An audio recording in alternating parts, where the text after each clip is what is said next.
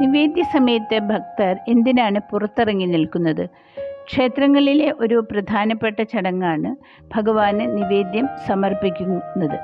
ക്ഷേത്രത്തിൻ്റെ തിടപ്പള്ളിയിൽ ആചാരപ്രകാരം ശുദ്ധിയോടെ തയ്യാറാക്കിയ നൈവേദ്യം ഭഗവാന് സമർപ്പിച്ച ശേഷം ഭക്തർക്ക് വഴിപാടായും അല്ലാതെയും നൽകാറുണ്ട്. നിവേദ്യം ശ്രീകോവിലിൽ പ്രതിഷ്ഠാമൂർത്തിക്ക് സമർപ്പിക്കുന്നതിന് മുമ്പ് പൂജാരി നേദ്യം എന്ന് ഉറക്കെ വിളിച്ചറിയിക്കുകയും ഇത് കേൾക്കുമ്പോൾ അവിടെയുള്ള ഭക്തർ നാലമ്പലത്തിന് പുറത്തേക്ക് ഇറങ്ങി നിൽക്കുകയും ചെയ്യുന്നു. നിവേദ്യം ദേവബിംബത്തിന് മുൻപിൽ വെച്ച് ദേവനെ ഭുജിപ്പിക്കുകയാണ് പതിവ്. നിവേദ്യം സമർപ്പിക്കുന്നതിനിടയിൽ തിടപ്പള്ളിക്കും ശ്രീകോവിലിനും ഇടയിൽ ആരും നിൽക്കാനോ നടക്കാനോ പാടില്ല.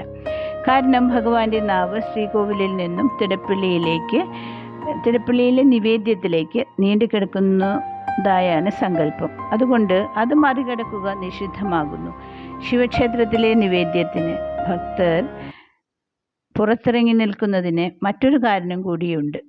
ശിവഭഗവാൻ എപ്പോഴും അപസ്മാരഭൂതത്തെ വലതുകാൽ കൊണ്ട് ചവിട്ടി അമർത്തി വെച്ചിരിക്കുകയാണെന്നാണ് സങ്കല്പം. നടരാജ വിഗ്രഹം നോക്കിയാൽ ഈ ഭൂതത്തെ പരമശിവന്റെ കാൽക്കൽ വ്യക്തമായി കാണാവുന്നതാണ്. ഈ ഭൂതം സ്വതന്ത്രമാക്കപ്പെടുന്നത് നിവേദ്യ സമയത്ത് മാത്രമാണ്.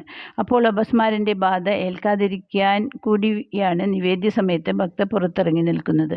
ഈ സമയത്ത് ശിവക്ഷേത്രത്തിന്റെ നേർനടയിൽ നിന്ന് തൊഴാനും പാടില്ല. കാരണം സ്വതന്ത്രമാക്കപ്പെടുന്ന ഭൂതം നേർനടയിലൂടെയും ഓവിലൂടെയും പുറത്തിറങ്ങാൻ ശ്രമിക്കുന്നുവെന്ന് ആണ് ഐതിഹ്യം.